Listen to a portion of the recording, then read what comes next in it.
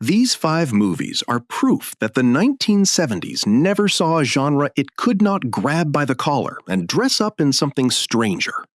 Here, a fairy tale becomes an erotic musical. A revenge story swerves into family damage. 2 women turn a bank robbery into a business plan. Airline service gets hijacked by drug smugglers and kung fu, and King Kong gets flipped inside out so hard that even the gorilla looks surprised. They are odd, brash, and deeply committed to their own nonsense, which is exactly why they survive in the memory long after more serious films have politely evaporated. He plowed through many a lass in his quest, and he finally found Cinderella the best. Cinderella is what happens when a fairy tale gets handed to a 1970s exploitation team and told to make it musical, but also make it wildly inappropriate. Directed by Michael Pataki and starring Cheryl Smith, Brett Smiley, and Cy Richardson, the film keeps the broad bones of the classic story while coating them in sex, satire, and bad decisions with a budget. Cinderella is abused by grotesque family members, the prince is bored by ordinary pleasure, and the fairy godmother is replaced by a thief with magical ambitions and a talent for chaos. Even the ending behaves like it is racing the clock and laughing at the audience. It is not a polite adaptation. It is a ransom note written in glitter, suggestive jokes, and nerve. And somehow, that's the point. Once upon a time, in days of yore, lived a buxom lass about 5'4". And I know the prince will. A fine day, an invitation came, but alas, it didn't include her name. I must be your fairy godmother. Us fairies, we follow the seasons. I just came from a long vacation in the island, sat in the sun all day long. That's why I'm a little on the dark side. Sound too dirty and ugly. That's nothing to bad won't cure.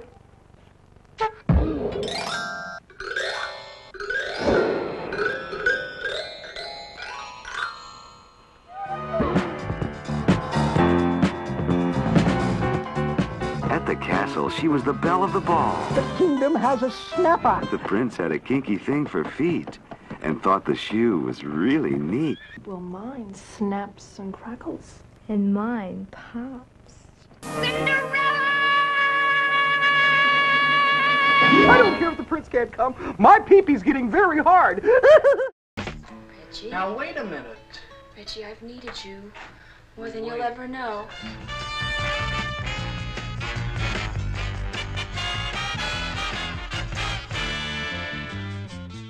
Teenage Seductress is the kind of title that already sounds like trouble, and the plot confirms it with alarming efficiency. Directed by Chris Warfield and filmed in Taos, New Mexico, it follows Terry Nelson, born Emily King, who comes to town to find the father who abandoned her, famous author Preston King. Her revenge plan is not subtle. She intends to seduce him into an incestuous relationship and humiliate him for leaving. That premise alone could power a whole grim little cinema debate, but the movie keeps adding complications, including Reggie the gallery owner, Preston's girlfriend, and Terry's growing emotional confusion. A calculated vengeance turns into a mess of anger, desire, and self-sabotage. The film behaves like a cautionary tale that tripped over a soap opera and landed face first into moral ruin. It is bleak, strange, and impossible to forget.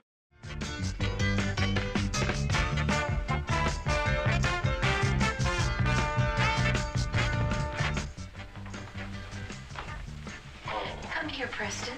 Come here. Put your Preston.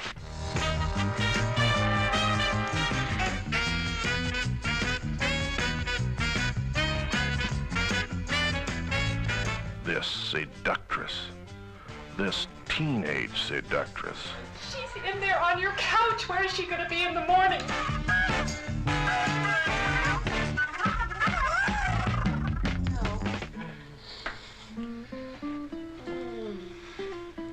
Oh, Jesus.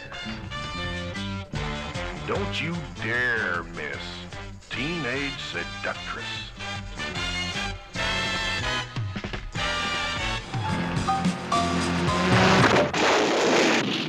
The Great Texas Dynamite Chase is a crime comedy that understands one simple truth. If you are going to rob a bank, you might as well arrive with theatrical confidence. Directed by Michael Pressman in his debut, the film follows Candy Morgan, who busts out of prison, robs a Texas bank with lit dynamite, and then teams up with Ellie Jo Turner, a fired bank teller with no patience for respectable living. Together, they decide to become a modern-day Bonnie and Clyde, which is already a terrible idea, and then they add Slim, a convenience store robber they take hostage, which somehow makes the operation feel even more improvised. The result is less a crime spree than a mobile personality crisis with explosives. The film's charm comes from how casually it turns outlaw fantasy into an absurd roadside partnership. It does not ask whether these women should succeed. It asks whether the gas station has snacks. Candy and Ellie Jo. Hold up, man. Let's go. They'll steal your hearts and rob your bank.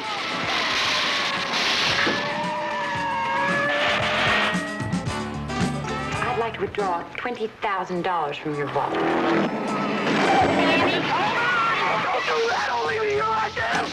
One false move from any of you, and this sucker's had it. Okay, now that we've got your attention, we'd like your money.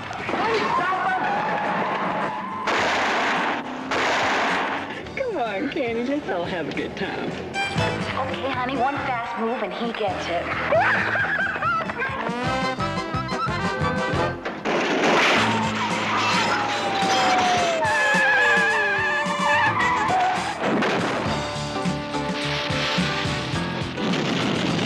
The Great Texas Dynamite Chase. One flight you won't want to miss. Fly Me, rated R. Fly Me is what happens when an airline movie, a crime thriller, and a martial arts side quest all get trapped in the same luggage cart. Directed by Cirio H. Santiago and produced by Roger Corman, it follows three stewardesses, Toby, Andrea, and Sherry, on a flight from Los Angeles to Hong Kong, where personal problems immediately metastasize into international criminal nonsense. Toby has to deal with her overbearing mother and her doctor boyfriend. Andrea discovers her lover Donald runs a drug trafficking and white slavery ring, and Sherry is one of his smugglers before getting kidnapped over missing product. Then the movie throws in a narcotics agent, a nightclub confrontation, and kung fu killers, because apparently this flight was never going to land quietly. The whole setup is ludicrous in exactly the way 1970s exploitation cinema loved. Fast, shameless, and weirdly efficient. It is a movie that treats the itinerary as an excuse to commit genre crimes. Do you know how to get to the LA International Airport? Hurry.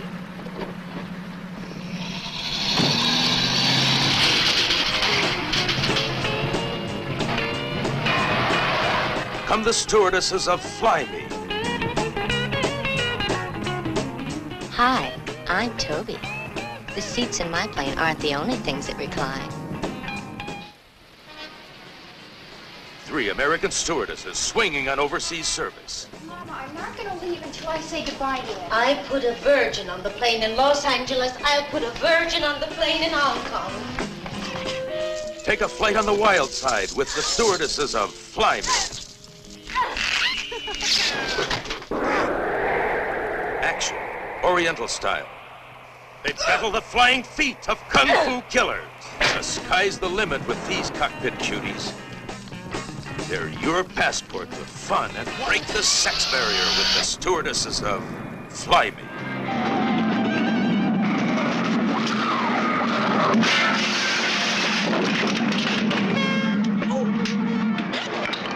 Okay, Queenie, take it away. Could tour around the Philippines together. Oh, Queenie.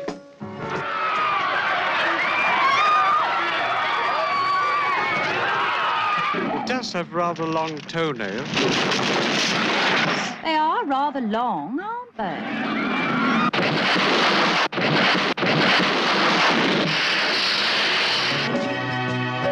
If I were just an ordinary household aide, we'd spend our nights in a grass shack.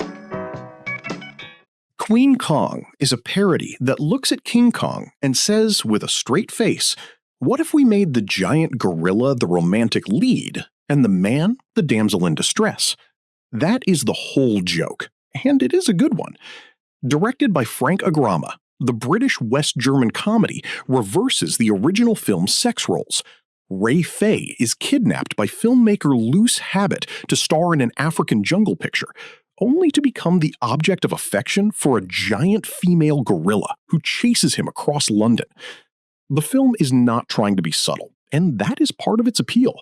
It knows exactly what it is doing, turning a monster movie icon into a satire of gender expectations, celebrity, and cinematic absurdity. The result sounds like a dare, then behaves like a wink. It is the sort of film that makes parody feel too neat a word. This is more like someone left a joke out on the sidewalk and let it grow into a skyscraper.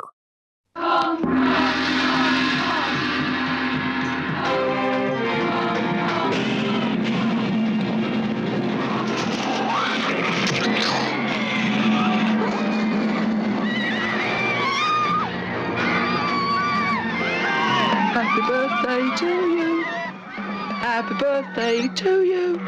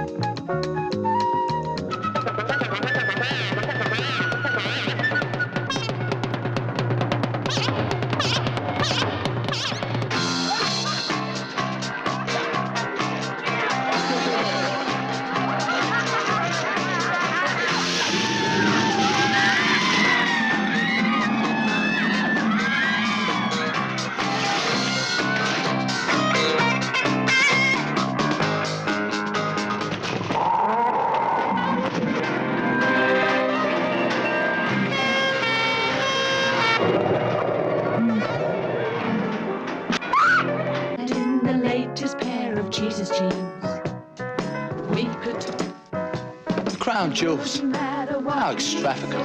Huh. But it's definitely not my colour, love. Sorry.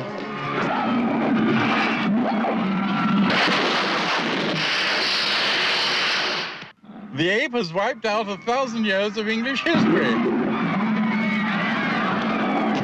You would stop your yelling rape. These movies are messy in the best possible way. Strange premises, loud choices, and no apparent fear of making the audience say, wait, they really did that?